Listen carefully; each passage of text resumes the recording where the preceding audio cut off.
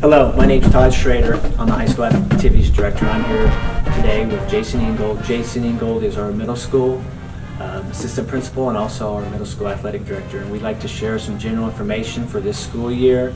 And then also at the end we will talk about some COVID procedures and protocols. First thing we want to talk about is Booster Club. Ellis Hall is our current president. Jennifer Carr has been our past president, and we would just encourage you guys to reach out to those two individuals if you'd like to help with any event. We're always looking for volunteers for ball games. They look for additional help all the time, especially on Friday Night Football. So we encourage you to reach out to them. We also encourage you to join the Booster Club. The Booster Club membership is $25 a year.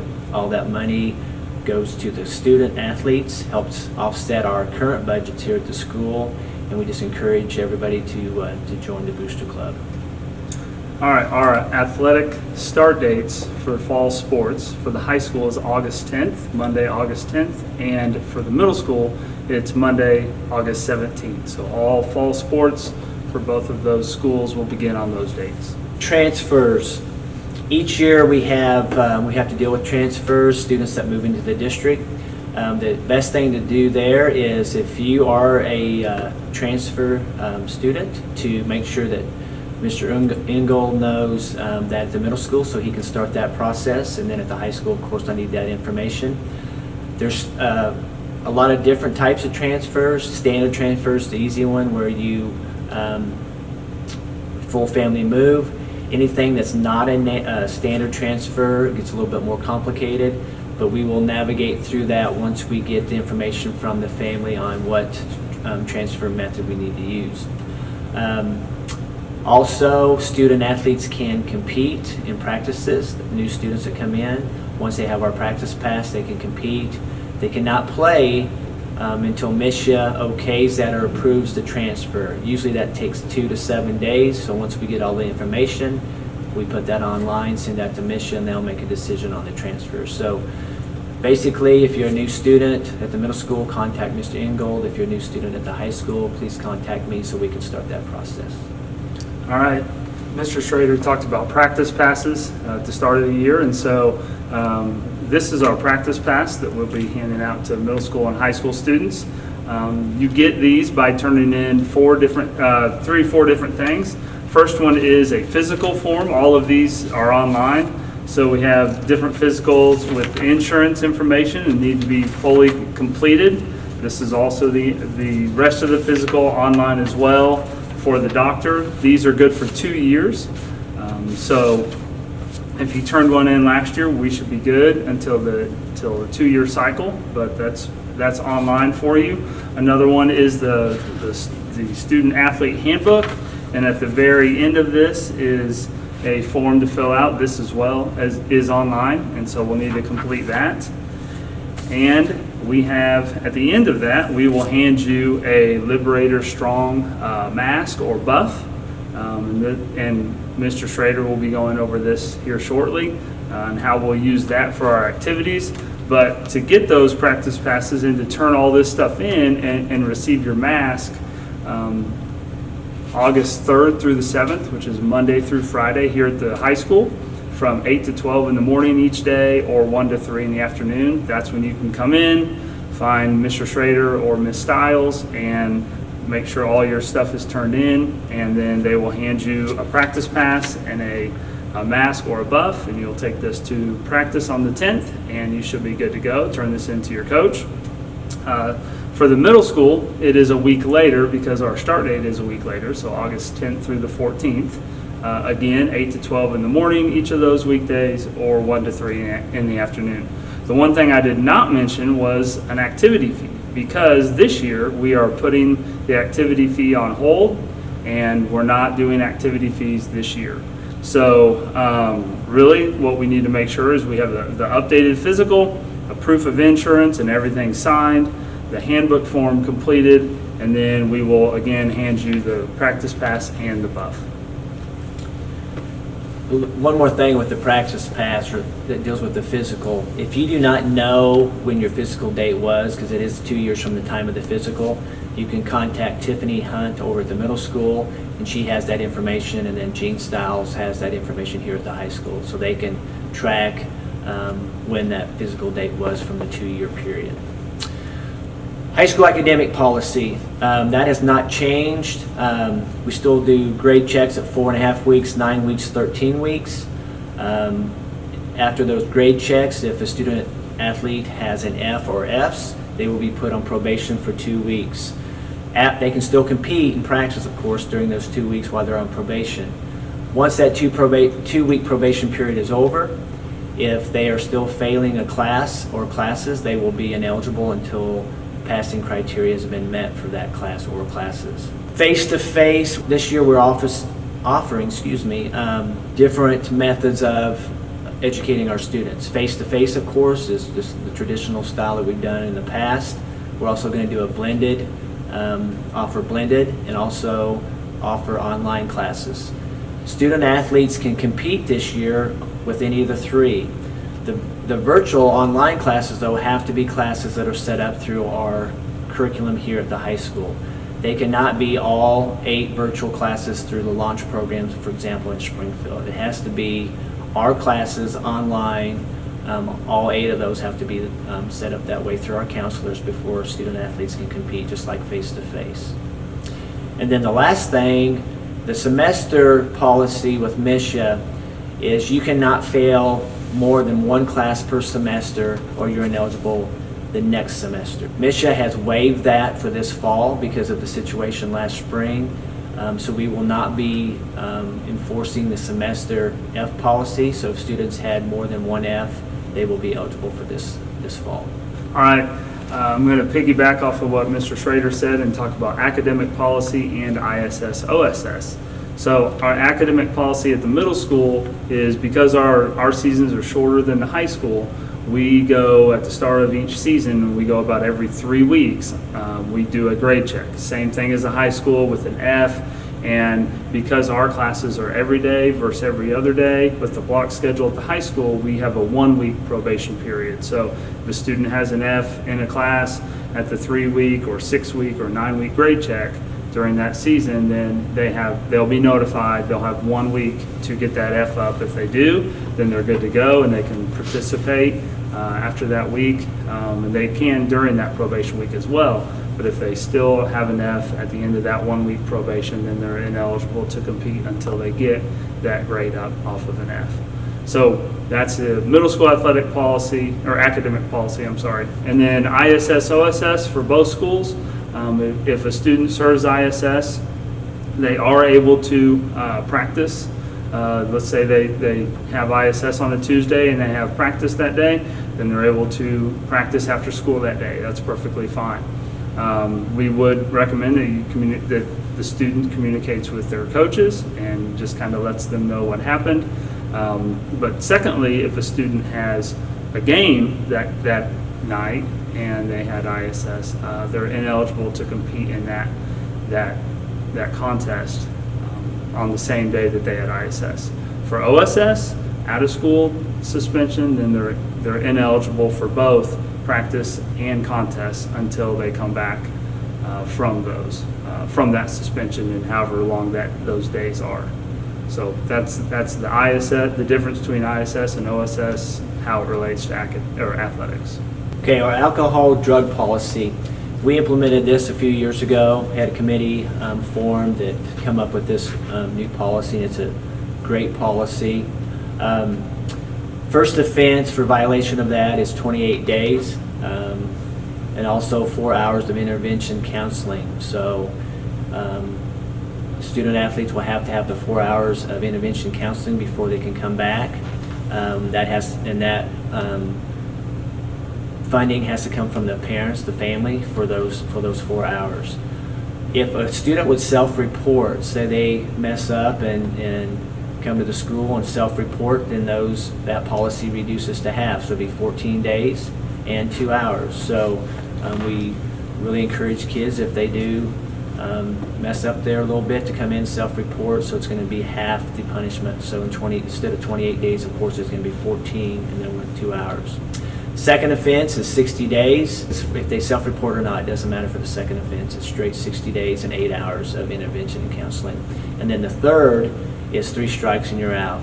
And just remember with this policy, this starts when you're a 7th grader. So if you mess up as a 7th or 8th grader and then as a second time as a freshman, sophomore, you gotta be very careful, of course, because this is over the course of your career through being here at Bolivar 7 through 12. All right, citizenship. We really strive at Bolivar to have our student athletes and all students to have quality citizenship, and really how we narrow that down is being a credible citizen. That can be, and that should be in every area of your life: school, home, in the community, and nowadays it even extends to social media. So any of those things that our students are involved in. Athletics it's a privilege, and we don't want any of our student athletes to do something in any of those areas that might put their ability to compete in jeopardy. And so those determinations can be made by the school district in any of those areas. So we really just encourage our student athletes, and then encourage the families and stuff to just encourage your sons and daughters to make quality choices and represent not only the school district and Liberators, but also their family and themselves in a quality way. Okay, tobacco, vaping, e-cigs. This last year we had a little bit of a change with this policy.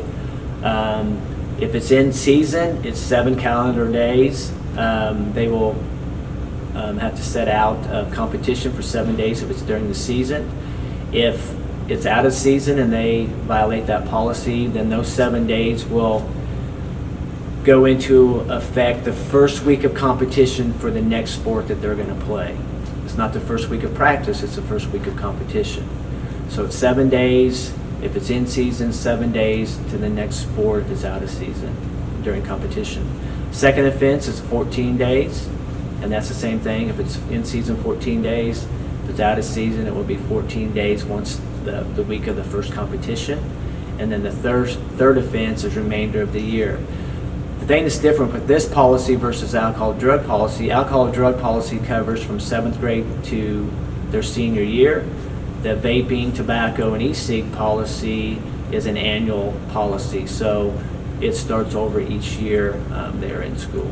All right, when we're at away contests for any sport, middle school and high school, we have a signing out policy for students, that they're going to ride to the games on the school bus, but on the way back, if you are wanting your son or daughter to ride home with someone else, okay, well, first of all, if you want them to ride home with you, then you need to find the coach. A lot of times a manager will have a sign-out sheet, and just make sure you put your signature next to your child's name.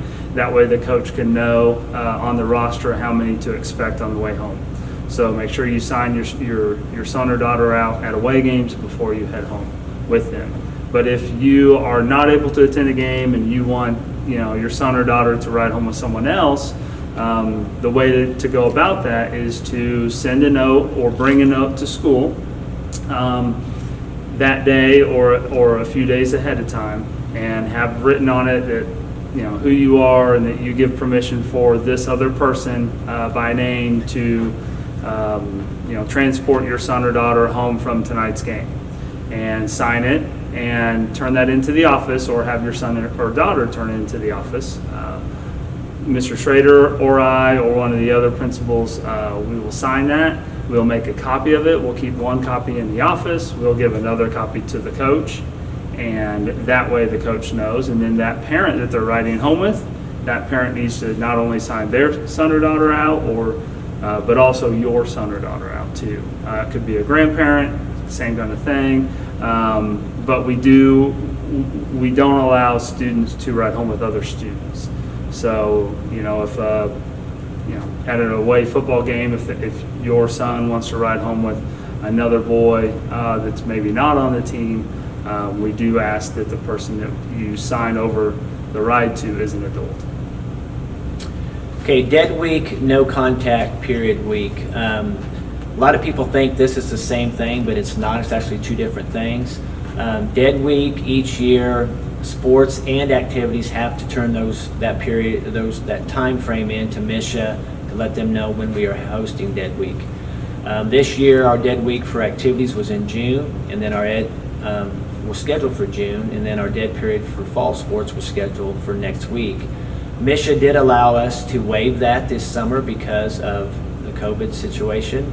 So this year we did not actually have any dead periods for our activities, but next week we will have what they call a fall sports no contact period.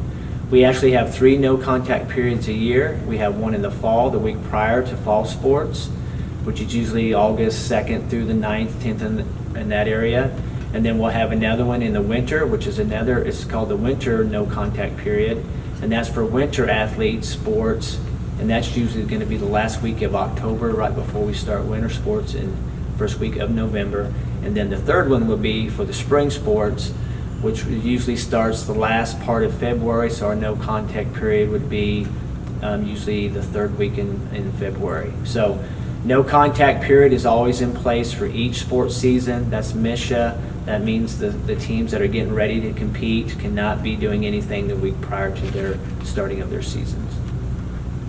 All right, another thing that we would encourage all parents to read and review and just be aware of is just the ABCs of concussions. This can occur in any sport, and so we just want to make sure everybody is aware and up to date kind of on things. The ABCs are assess the situation, be alert for signs and symptoms, and contact a healthcare professional.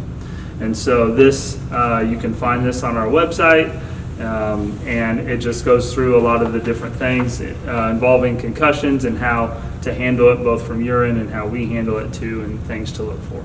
Okay, this year we have Tony Harris is back helping us with our trainer services that we can provide our athletes. Tony does an awesome job every year for our students.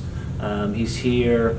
Normally he gets here about 2:45 each day, and then he'll be here for practices till up to about 6 o'clock. He is away on Monday nights for football, usually at home events, and then also for Friday night football he's home, of course, for home, and he also travels with the teams on Friday evenings. But Tony does an amazing job. He put in place a year or two ago, it's called Healthy Roster. It's a communication tool for parents. It's amazing. That way you can communicate back and forth with Tony on your son or daughter's injury, how he's treating it, and so forth. So parents, if you have not signed up for Healthy Roster, you need to do that through Tony. Most parents have already done that, of course. If your student has been here prior to being here, a student athlete at our school. But if you're new, you need to get with Tony, and I can get you that information, and he'll get you the information how to set up Healthy Roster for your son or daughter. All right, and the next thing is our parent communication flyer. You can find this online as well, and it has quite a bit of information in here, things to talk about with your son or daughter, the student athletes, things to discuss or not to discuss with the coaches. Just kind of a district thing that we've adopted, and our coaches are aware of all of this. And so we strongly encourage each parent just to kind of review and touch up on this. And again, it's on our school website. Okay, jamborees. As you know, football, softball, soccer, volleyball, MISHA put in place here a few years ago that schools can get together for jamborees. We're going to find out today through a Zoom meeting with Dr. Urhan through MISHA how jamborees are going to look. They initially had pulled back where they were going to not allow football to have a jamboree at all because of the COVID situation. And then they were going to let the other sports determine whether they wanted to have their jamborees as planned. But today they're supposed to find out. I think what they're going to do is revamp that information as far as how they're going to offer that. So instead of having 3 or 4 schools come in for a jamboree, they're going to offer maybe just one school that can come in, have a jamboree/scrimmage. So once we get that information, of course, we'll get that out there. And if we need to modify our jamborees for those 4 sports for this fall, we will do that and also get that out to everybody. All right, and the number of practices for student athletes to have before they can compete. for any sport is 14. So again, for the fall, high school August 10th and middle school August 17th, and each student athlete needs 14 practices before they're eligible to compete in any competition, no matter the sport. Okay, COVID applications and suggestions. As everybody knows, this thing has been new to all of us. We're all learning through this situation, this pandemic. The main thing is that we're putting these recommendations and mandates in place so we can provide a safe environment for our student athletes, and also so we can make sure that we can put measures in place so they can compete. There's going to be some things here that we're going to recommend that not everybody's probably going to agree with and not everybody's going to want to do, but if you look through the lens that we are doing this for our student athletes so they can have a season, so they can have a fall, I think we're all willing to do whatever we need to do to make that work. Some things that we're going to do for communication side of this, on our website we'll have this information on there. It's just going to be recommendations and protocols that we've put in place. The first part of this document is what MSHA recommends, and then if you go back, of course, to the back part of this document, you'll have applications and suggestions for what we're going to do here at Bolivar Schools for the middle school and high school to have activities this fall. This will be posted on our website so you can review that, and we do encourage you guys, athletes and parents, please look that over and review that. We are going to screen students every day they come in. We're going to, before they practice and compete, they have to have their temperature checked. That is not a local decision or local recommendation. That's a MSHA requirement. That will be done. If students have a fever that's over 100.5, they will be sent home. They will not be able to compete. If it's 100.4 or below, then that will be approved. Social distancing for athletes, coaches, fans, spectators. We are going to require that. We're going to implement that and recommend that everywhere. If it's at practice, at games, we will have the social distancing recommendation or actually requirement in place for that. Masking. This year we are going to mask all of our student athletes at practice and or games. That is a MSHA requirement as well. This year we have the buffs, gaiters, whatever term you want to use. We're going to give each student athlete one of these when they come in to get their practice pass. When student athletes are not competing live, they'll have to have their buff or gaiter up over their face if they're standing on the sideline. And we're going to go through all that information next week with our coaches through a Zoom meeting. So masks are very important. We need to have everybody participate in this so we can get through this situation. Our local health department, Polk County Health, they will help us with any positives and with any students that have to be quarantined. We will work hand in hand with them to know what situation we'll have to do with our student athletes if there is a positive. Also, the form that they will help us track to get the students back after they if it has been a positive, is this form right here. It's a 6-day progression plan, and at the bottom there's a schedule that these student athletes will have to meet before they will be allowed to come back and compete. So if it's a positive, it's going to be a 10-day plus a 6-day progression, so then the 17th day they can come back and then they would be eligible for competition. Also, there could be spectator restrictions, a possibility. If the Polk County Health would give us a percentage, say we could only have 50% capacity at our stadiums or our gyms, then we would have to, of course, share that information out with our fans. We are hopeful that will not happen, but I know there are some spectator restrictions in Springfield currently, and if those are not waived, then we will have some restrictions when we go to Springfield for different events this fall. And then also for youth restrictions, we are looking at some possibilities of how we're going to handle youth at our activities this year. We will get that out to parents and to everybody as well, but there is a good chance we may not have youth be able to come to our sporting events without a parent, guardian, or even if they're tied to a sibling. So we may even be as strict as that. So once we get that information confirmed and in place, of course, we'll get that out to everybody. And again, we want to thank you for taking time to watch this information. It's very important information. If you have any questions, of course, contact Mr. Ingold at the middle school, contact myself here at the high school, and we look forward to hearing from you if you do have some concerns. Thank you. Thank you.